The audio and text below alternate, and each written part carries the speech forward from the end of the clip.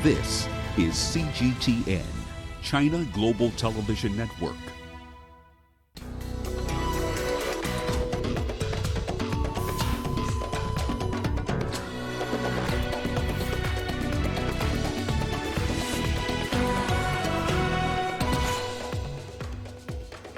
Death toll from the coronavirus outbreak surpasses 1,000.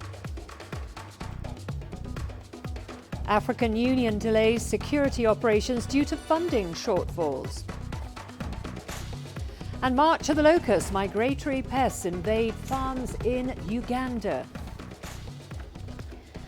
Hello and welcome to CGTN. This is Africa Live and I'm Karen Roberts in Nairobi. Also coming up in the programme. In business, Nigeria inches closer to a long-awaited petroleum industry bill. And in sports, Grand Slam finalist Anderson beats Harris to crown 2020 South Africa Rising Stars Schools Tennis Tournament. We start with the latest on the coronavirus outbreak. The total number of confirmed cases in China has surpassed 42,000. The death toll stands at 1,017, while more than 4,000 people have recovered. More than half of the confirmed cases and most of the deaths are in Hubei province, where the epidemic began. Newly confirmed cases outside Hubei have dropped for 7 straight days by more than half. Guangdong, Zhejiang and Henan province are the most affected areas outside Hubei, with each reporting more than 1,000 cases. Beijing has reported more than 340 cases and Shanghai over 300. The virus has spread to 24 other countries with nearly 400 cases. Well, conditions are deteriorating in cities neighbouring Wuhan, with some becoming just as severe as Hubei's capital. 19 other provinces and municipalities have been mobilised to help. Jiangsu province is sending over 300 medical personnel to help Huangshi City, which has over 800 confirmed cases. Shandong and Hunan provinces are deploying over 400 medical staff to help Huanggang City, Wuhan's neighbour to the east, with more than 2,000 cases. The teams include experienced medical staff and managers. There are also epidemic prevention workers, including experts in testing, epidemiological investigation, disinfection and psychological support. Well, as we mentioned, many provinces and cities have volunteered to send their best medical resources. Yo Yang has the details. 41 chartered flights with nearly 6,000 doctors and nurses. Wuhan welcomes their arrival. They're coming from several provinces across China, including Liaoning, Zhejiang and Fujian, to help Hubei fight the new coronavirus. 328万盐度人民都期待平安归来，绝对会有戏，不要掉队。 China's southern Guangdong province has sent 12 medical teams to Hubei with over 1,000 medical staff. They have knowledge in infection, critical medicine and epidemic control. And some are even bringing their experience from the 2003 SARS outbreak. 在他们要进病房的那天晚上，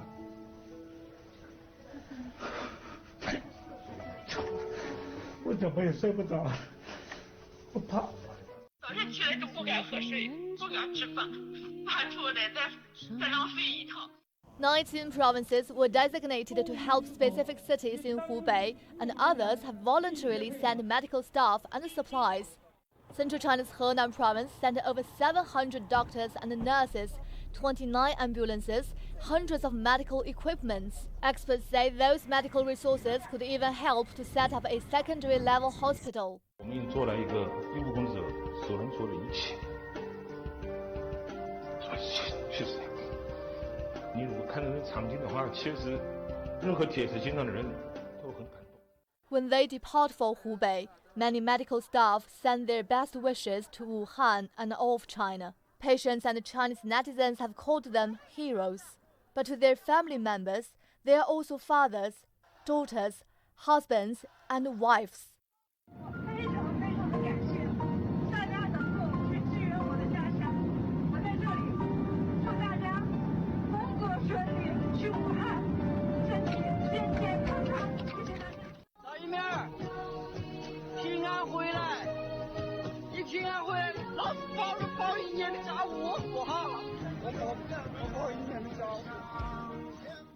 These ordinary people are shouldering hardships and dangers with the hope that their efforts can help others survive. Yu Yang, CGTN. Well, for more, we are now joined by Zhao Yunfei, live from Wuhan. Thank you for joining us. Tell us a little bit more about the initiative where other cities are helping Wuhan, specifically how medical resources and staff are being shared.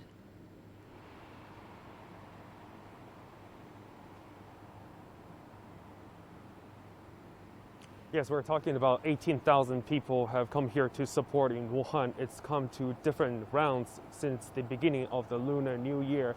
Well, the first round of people came over here at the Lunar New Year Eve, and so far, half month has passed.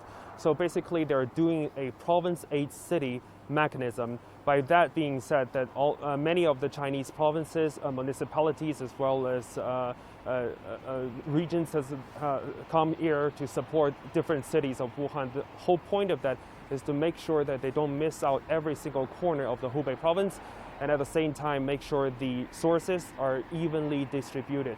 I'll give you some examples. For example, for Xinjiang Uyghur Autonomous Region, they're definitely in very shortage of medical resources for themselves. So when they come in, it's definitely make a huge sacrifices. But for those municipalities like Shanghai or Beijing team, they're quite advanced. So they are assigned to the hospitals that are desperately in need of help. This is a very smart mechanism, given the fact that the Chinese central government had adopted similar mechanism every time when there is a disaster, such as earthquake or epidemic. Let's talk a little bit about the door-to-door screening of Wuhan residents, which has entered its third day. Give us a few more details about it, and also how is it helping in the fight against the virus?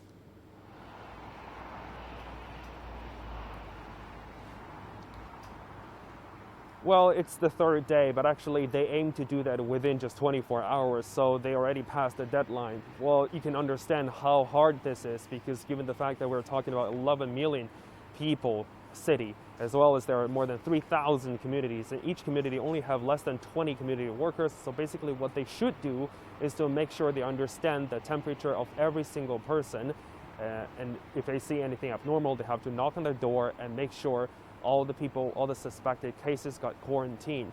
That's one hand. On the other hand, they have to make sure there's enough space for those people who got quarantined. So the local government renovated the exhibition centers, as well as gyms, as well as schools, as well as hotels, to make sure there are enough space for those people to take professionally care of. Okay, thank you very much for that update. That was Zhao Yunfei there for us in Wuhan on the latest on the coronavirus.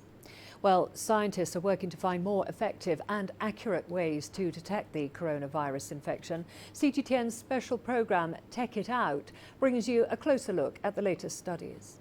The outbreak of the new coronavirus in China this January saw patients suffer things like fever, cough, shortness of breath, and even severe pneumonia. But these are symptoms which could be caused by other diseases.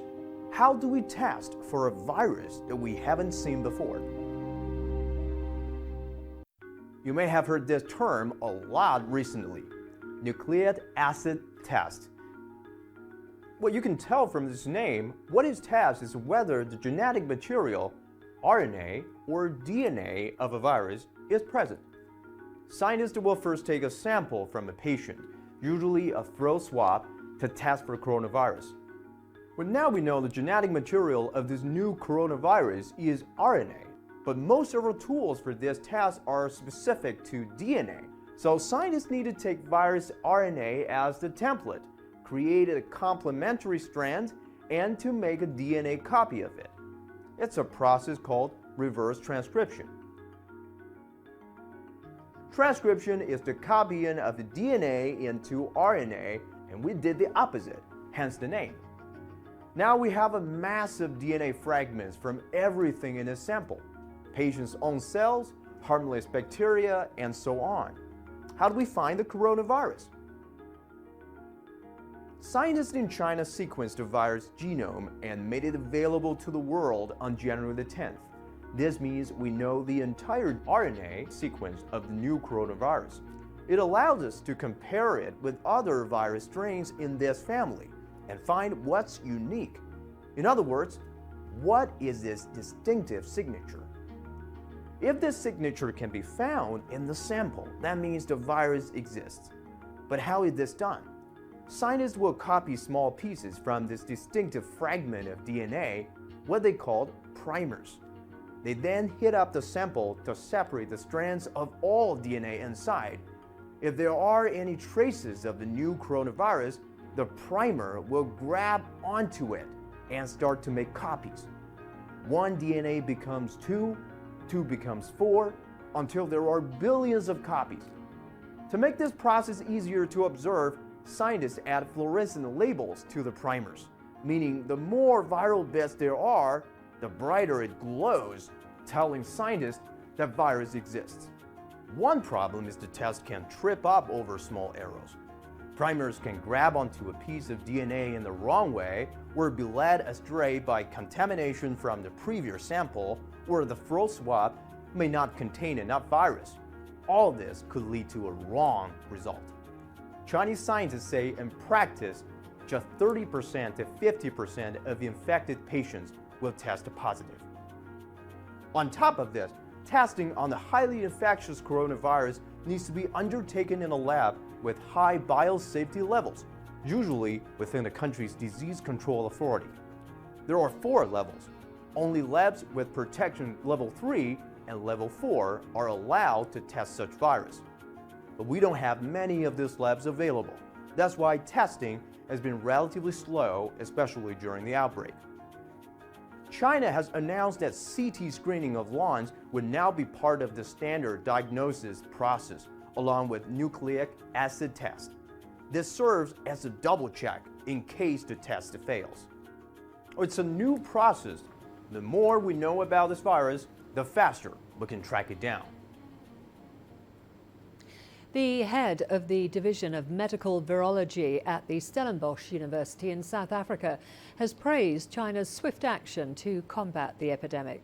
Professor Wolfgang Praiser says he's impressed by China's efforts. Praiser once travelled to China in 2003 with an expert team from the World Health Organization during the outbreak of SARS.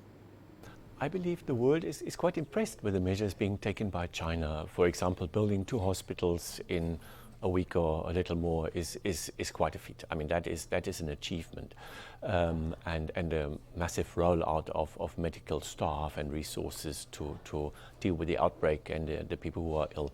I think that is extremely impressive. Luckily, it looks like it's not such a killer virus as you might be led to believe reading some news. Sometimes people make it sound as if it was the worst disease ever. It definitely is not. Yet even, and I always remind people of the seasonal influenza, which comes every year and in South Africa alone kills 10,000 people. To Africa now, where Chinese firms in Kenya have been getting together to donate funds, face masks and protective clothing to China. All this to assist health workers fighting to contain the coronavirus outbreak. The initiative is through the Chinese General Chamber of Commerce in East Africa.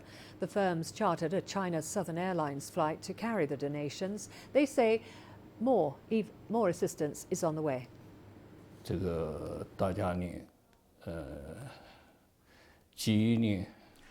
Chinese nationals overseas are very concerned about the outbreak of novel coronavirus in China. In Kenya, many Chinese firms have come together to help. We're actively donating to our towns and cities back home.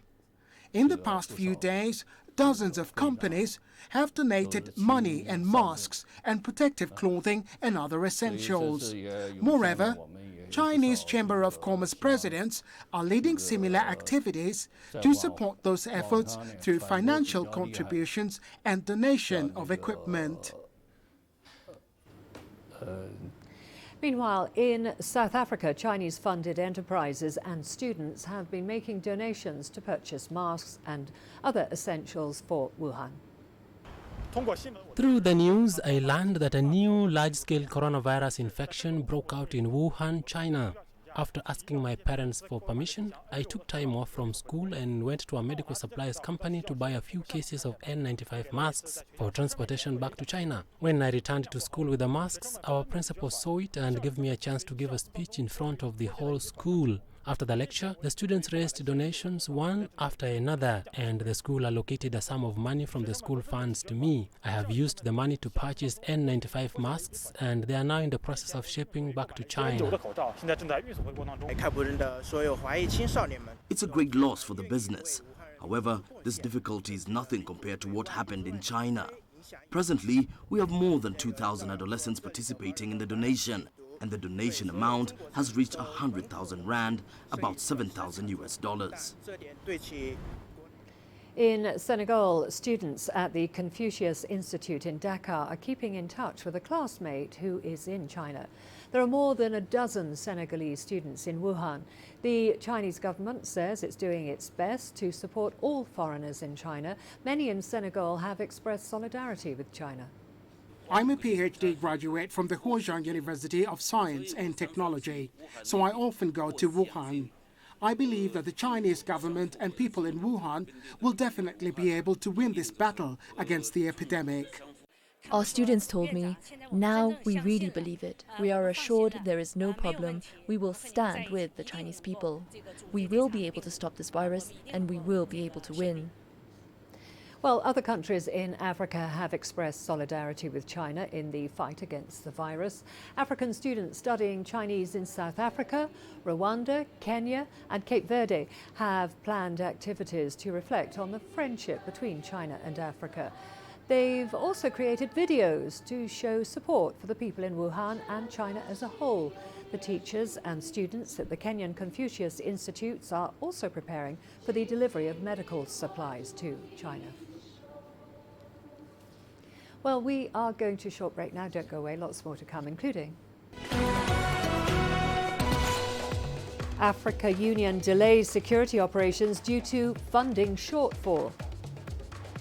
And South African restaurant shapes its way to a Guinness World Record.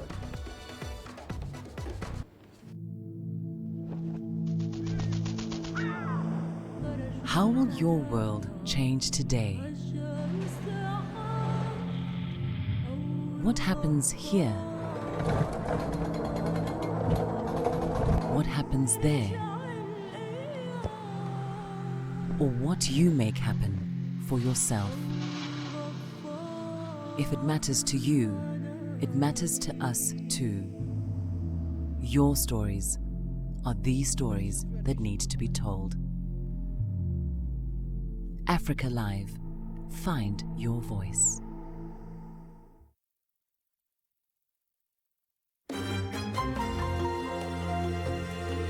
Africa Live. Find your voice.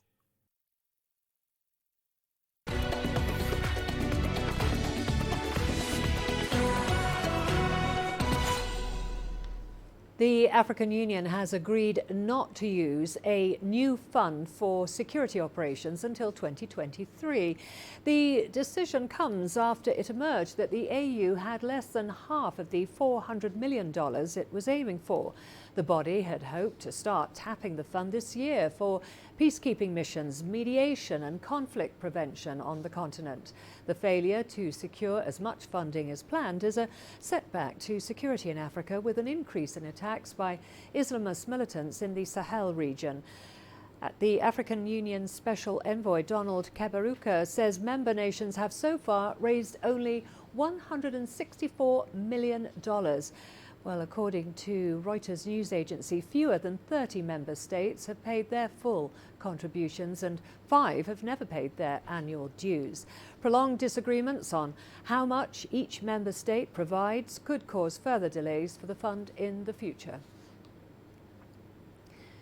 To Burkina Faso now, where the number of internally displaced people continues to grow. This is due to violent attacks in the northern part of the country. A large number of IDPs have turned to relatives for shelter. The host families are now having to share their scarce resources with tens of displaced relatives. CGTN's Penina Caribe spoke with one host family. At a glance, it looks like a gathering of some kind taking place in this compound.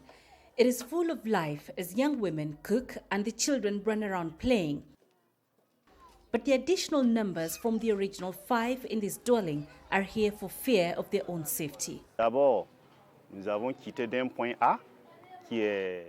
these relatives lived in a village called Arbinda.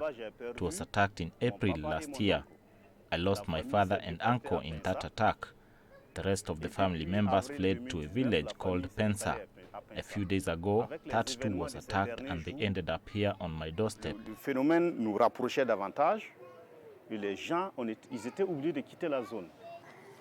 That was slightly over a week ago, and since then, life for Sawadougou has become a daily struggle. I received 40 people who are my relatives. I have 3 children, so staying with 40 other people is not easy. The main problem is shelter. I have all these people, yet I only have one house, and all of them are sleeping in my house. There is also the problem of utilities because they were just enough for my family of 5. Apart from that, there are many other small needs. As more and more people get displaced by the violence in northern Burkina Faso, family members have opened their doors to them. It has become one of the quickest solutions for many IDPs, and one that humanitarian organizations think could work better for the displaced. If people stay in the family, it even helps psychologically. They are being healed because they are with their own people, other population, which I think is even much better. But challenges are many, because we now need to assist those families and the displaced people to survive. Indeed, the pressure on hosts like Sawadougou is at times close to being unbearable. He says he can only accommodate his relatives for 1 more week, and his landlord may actually decide he wants his property back for his own use. Every time we respond, more people are coming, which means it's like it become a drop in ocean. By the time you think you have satisfied 200 families, you get 400 families coming. So it's always like we are running behind. We are really behind, if you see, compared to the needs. The challenges facing the UN Refugee Agency is an apt indicator of the manner in which the magnitude of these humanitarian crises is rapidly growing. Sawadougou rented this house knowing it's enough for him, his wife and 3 children, but he's now had to share it with 40 relatives displaced by the violence, and he's just gotten word that there's more on their way here seeking shelter. At the bus station, he finds 20 more relatives waiting for him, their belongings strewn all over the ground. He hires a vehicle and ferries them to his house, fully aware that the number in his compound has now risen to over 60. As they get welcomed by the other relatives, one can only imagine the strain Sawadougou must be under, having to support such a huge number of people. With the new arrivals, Sawadougou now faces an even bigger dilemma. But the situation is not unique to him. It's replicated in many other households in the country that have been affected by the violence. Their only plea to the government: secure the country. Penina Caribe, CGTN, in Kaya, Burkina Faso. The AU's youth representatives are urging African heads of state to create more opportunities for young people on the continent. They say they have high expectations for the outcomes of this year's AU Heads of State Summit, which ended on Monday. Its theme was Silencing the Guns by 2020, a topic which resonates strongly with African youth. CGTN's Daniel Arapmoy spoke with Edwin Daniels. He's the Africa Executive Director for One Campaign. That's an initiative that raises awareness of the plight of Africa's youth in light of the continent's security situation. Joining me now is Executive Director for Africa One Campaign, Mr. Edwin Daniels. Edwin Daniels, welcome to our program. Mr. Daniels, what do you make of this year's African Union Summit theme, Silencing the Guns by 2020? I think it is time for the African Union to evaluate where they are, because this theme was adopted since 2013, actually, when the conflicts on the continent were so many, and it was recognized that you cannot develop without peace. And so, with so many conflicts, it was decided that if you have to silence the guns, the year 2020 was the year that was, proposed. But now we are in 2020. The guns are not silent, and so it is time to evaluate, to re-examine the strategies, to see what is working and what is not working, and to begin to ask what other conversations should we be having in order to be able to really silence the guns. So that's why we think that this year is an apt time to really review where they are, review what is working, review what has been done, and review what needs to happen, particularly to have a sustainable solution to silence the guns. And what exactly do we mean when we say silencing the guns? What we mean basically is that there are many conflicts going on right now. Right now, with so much with conflict, with wars, with inter-country fight, there is no way development can happen. That is the recognition. And for that to happen, you need to think about how do you prevent conflicts from happening? How do you stop what is happening? What peace initiatives do you need to take on? What kind of mediation should be happening based on African solutions? And this is the reason why the theme for this year is so apt, because having moved from the time the theme was adopted till now, and you still see intercommunal conflicts, we still see radicalization, you still see all the wars and conflicts that are still happening, it is time to begin to re-examine what solutions are working and what are not working. And so that's where we think right now it is time to re-evaluate that conversation. And do you think this meeting has really tackled the key issues affecting the young people? To be frank with you, I don't think they have covered the young people per se. But again, like we said before, it is not when your house is on fire. That is not a time to start asking what are the causes of the fire. You want to put out the fire first. So you see in this team, the dominant theme is how do you end the conflict in Libya? How do you end the conflict in the Sahel? How do you end the conflict in the Horn of Africa as well as the Lake Chad area? So while these conversations are going on, what we're beginning to ask right now is that as you're putting out the fires, you need to begin to ask what are the root causes of this conflict? Who are the foot soldiers that are fueling the conflict? Who are the people that are really carrying the guns themselves? You cannot silence the guns when you don't take care of the root causes. And this is the reason why we are saying the young people need to be brought on board. Their biggest challenge really is that there are no opportunities. Opportunities are very few. 430 million young people, the youngest continent in the world. If you do not provide access, opportunities for these people, you will continue to put out the fires, and more fires will be coming in, because when people are dissatisfied, they will definitely be asking for attention, asking for power, asking for a place at the table. So it is time to begin to bring them on board and ask, how do we create these opportunities for these young people? But that has not been covered in this summit yet. And what is your final call to the heads of state? Our final call is that silencing the guns means silencing unemployment. That's the simple thing. For sustainable solutions, is you need to give young people something to do productively so that they can realize their potentials. If you don't do that, you will continue to be fighting to silence the guns forever. But if you want to stop it and deal with the root causes, you have to create opportunities. You have to give them employment. And otherwise, we will continue to have another theme of silencing the guns even in 2030. To other news now. Uganda has set aside $3 million to fight desert locust infestations.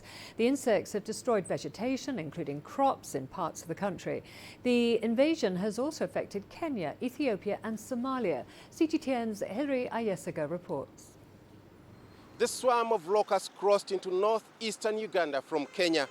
The government has dispatched a team of experts and the army to fight off the insects. Uganda has already paid the $3 million that is part of our contribution to the desert locust control. So we are doing quite well, and has also made arrangements to deploy people in the affected areas. UPDF, as usual, is ahead of the situation, is already deployed, and our officers from disaster preparedness are already in the area. The desert locusts are believed to be the world's most dangerous migratory pest species. The insects reproduce rapidly and migrate over long distances, feeding on everything in their path. It's a problem. Ugandans should be sensitized and be prepared to work closely with the government to defeat this invasion, because it is coming to share our food, our crops, and therefore cause damage to our families, our economy, and our country. Uganda's Agriculture Ministry has dispatched pesticides and pumps to help fight off the locusts, and it hopes to do everything it can to stop this plague of insects spreading. Hilary Isga, CGTN, Kampala. As part of the global campaign to fight the hepatitis C virus, Egypt is raising awareness in beauty salons and barber shops. The ministry introduced a list of precautions for these businesses. Here's Adel El Mahrouhi with more. Hani has been a barber for 30 years. During that time, the only health requirement from him was to prove that none of the workers carry any contagious disease. Recently, however, the Egyptian Health Ministry has changed the health requirements from beauty salons. It's part of a campaign to eradicate possible infections of hepatitis C virus.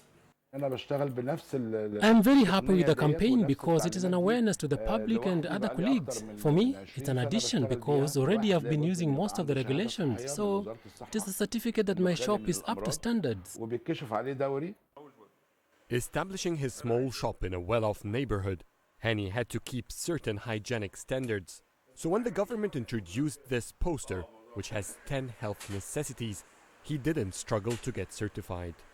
The only new thing for me, which I didn't know, is to have a safe disposable box for blades. I've never thought of the dangers it could have on the trash collectors.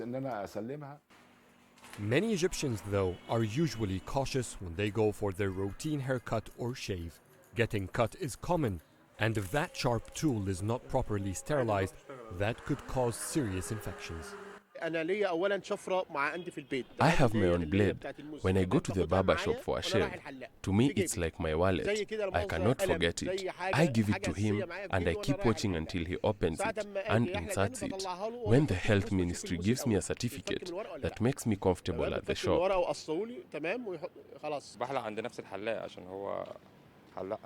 I go to the same shop because I trust its cleanliness. Still, I double-check if he sterilizes his tools because he may have just shaved to someone sick and forgot to clean his things. I like the initiative of the ministry, and I hope barbers will implement it. I hope the campaign is more than just putting posters on the shops. It will be a relief if that happens. In just few weeks, this shop was inspected twice. The first time was to introduce the new regulations, and the second to make sure they are getting implemented. Egypt was the most infected country in the world with hepatitis C. The country is expecting to be free from the virus this May. With this campaign, it aims to put a final end to the possibility of having it or any other blood-transmitting disease to emerge. Adel Mahroui, CGTN, Cairo. Chinese Nobel laureate Tu Youyou has been awarded the UNESCO Equatorial Guinea International Prize for Research for helping to save millions of lives from malaria. The prize rewards outstanding scientific research projects in the life sciences that have led to an improvement in the quality of human life. Tu Youyou's team discovered artemisinin back in the 1970s. The drug has helped save 6.2 million lives, reducing malaria mortality in Africa by 66%. We've got all the business news coming up for you after the break, including Nigeria inches closer to a long-awaited petroleum industry bill. And a South African regulator rejects Eskom's request for increased electricity tariffs. Africa is the nexus of enterprise, and global business will tell you why it matters. From the mega investment projects to multi-billion-dollar mergers and acquisitions. Africa today collects, just in terms of revenues from taxes alone, $545 billion a year. If you take 10% of that and you devote it to the energy sector, problem solved. All this on Global Business, weekdays at this time on CGTN.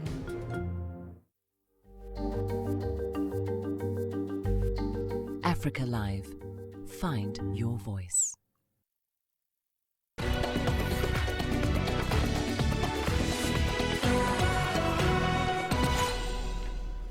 Nigeria's parliament is set to receive a new version of the proposed petroleum industry bill by next week. The West African economy is aiming to pass it into law by mid-2020. For nearly 2 decades, the bill has seen various versions under successive administrations, but none has managed to sign it into law. The resulting uncertainty has left oil companies and investors uncertain about putting their money into Africa's largest crude producer. The most recent version of the bill was during President Muhammadu Buhari's first term. Disagreements between lawmakers, however, saw Buhari reject Parliament's efforts. Well, staying with energy matters, a new petroleum law has successfully been established in Somalia for the first time in decades. The law sets out regulations regarding investment and sharing of resources between the capital, Mogadishu, and other federal member states. With more on this, here's CGTN's Abdulaziz Bello. Somalia has signed into law a new petroleum legislation after it received an endorsement from both houses of parliament, ending years of deadlock among the country's politicians. The landmark legislation is now expected to set the stage for oil and gas exploration in the Horn of African nation for the first time in history. Today we are happy to announce that Somalia has put in place petroleum laws that will govern oil exploration. The law will help govern agreements between the government and international corporations, and the public will now be able to witness the extraction of natural resources in the country for the first time since we began doing service in the early 1950s. Seismic data by oil corporations have revealed significant oil and gas reserves in several parts of the country, a move analysts argue could help transform the country's economy. The law talks about the life cycle of petroleum, from exploration to discovery to appraisal to development and to production. The law also highlights how revenue will be shared between the national government and regional administrations. Somalia now hopes that the new law will attract big oil corporations. Big oil corporations are slowly beginning to make a comeback as the country's business environment continues to record drastic changes. Notable ones include Shell and ExxonMobil that have recently expressed interest in the exploration of oil and gas after they were forced to end all activities in the country during the civil war. With the new law in place, Somalia hopes to conduct several roadshows, mainly in Europe and the United States, in a bid to attract big multinational companies. The number of blocks, actually onshore there are too many, and offshore is twice the number of onshore wells or onshore blocks that we can get. The government will open an acreage like we opened 15 blocks quite recently, and work will be focused on that. Once we finish that, then we will move to another, we will open another area, maybe that will consist of 10 or another 15 blocks onshore, offshore, and work will happen on that. Meanwhile, the public has welcomed the latest signing, a move they hope will bring stability and job creation to young people who have been forced to endure decades of conflict. Abdulaziz Bilo, CGTN, Mogadishu, Somalia. A South African court has rejected Eskom's urgent bid for larger increases in electricity tariffs. The cash-strapped power utilities applications were seeking the court to review and set aside energy regulator NERSA's multi-year price determination decision. If NERSA has its way, tariffs would increase by just over 8% in the current financial year and 5.2% in the next one. But Eskom argues the decision was based on a misreading of a $4.6 billion injection from the government, which it says was incorrectly recorded as revenue. Eskom is currently implementing Stage 2 load shedding, scheduled up until Thursday.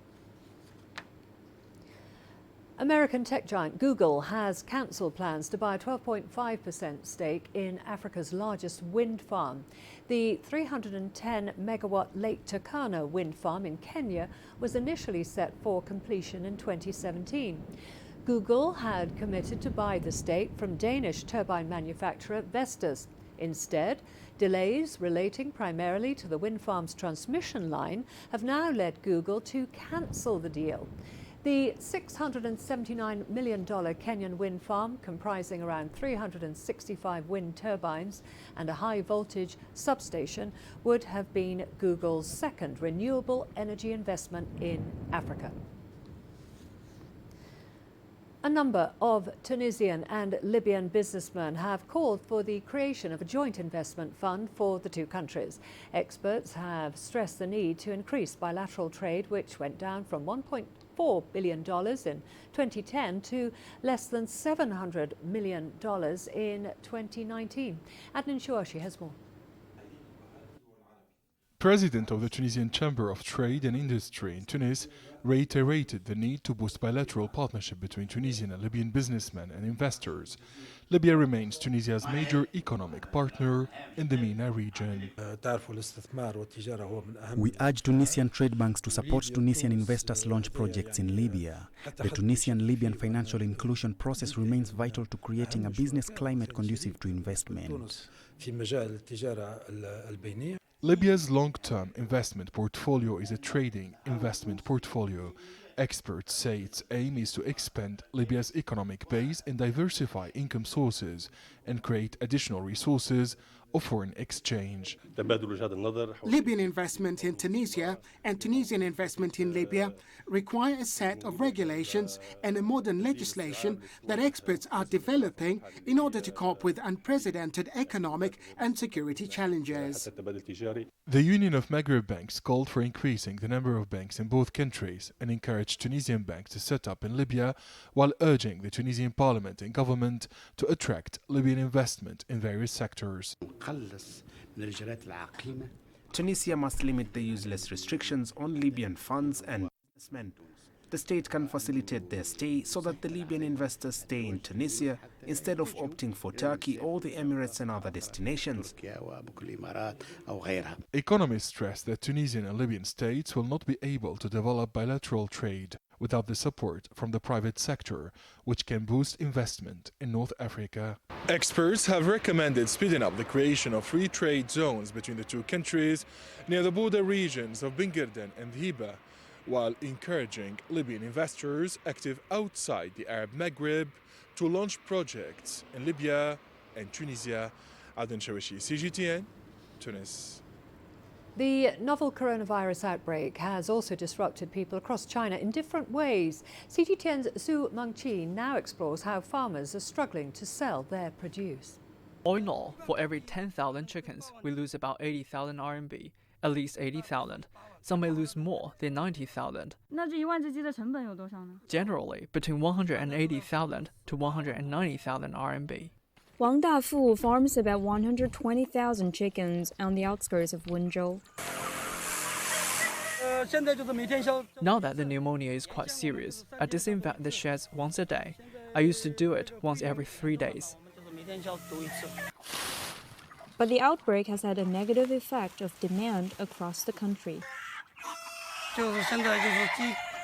Because the markets are closed, there is nowhere to sell the chickens. They must be butchered and frozen first. Livestock and poultry farmers aren't the only ones affected.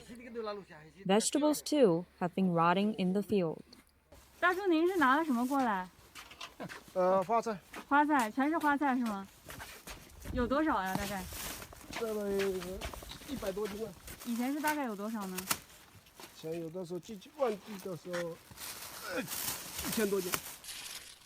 The reduced output, farmers say, is due to labor shortages.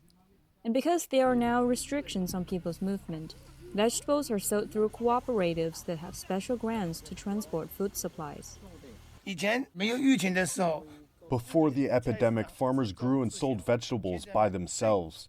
Now the Agricultural Bureau in the township and in the district paired us with institutions and communities in the city, and farmers sell through our platform. After the break, South African restaurant shapes its way to a Guinness World Record. Join us in Global Business and see Africa through our eyes.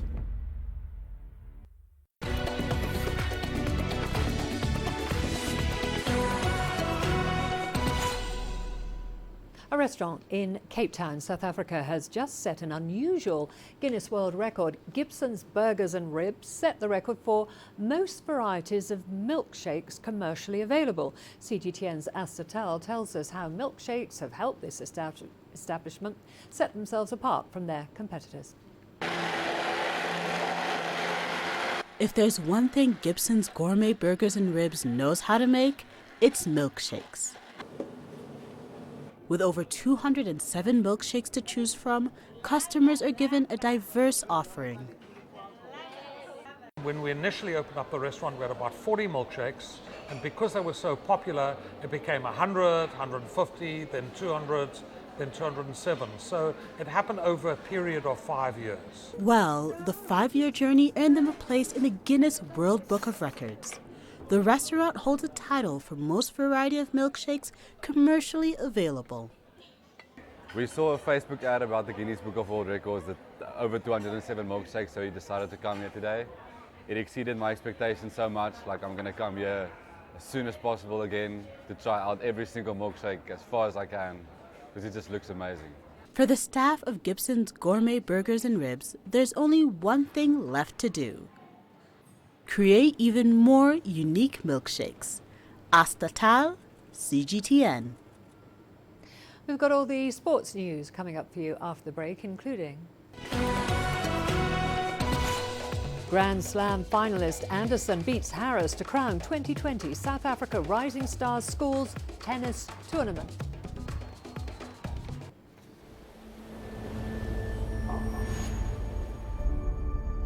How would you create your legend?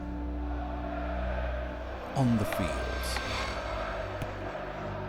on the tracks, in the arenas of Africa. Were you born to be a player? Could this moment be yours?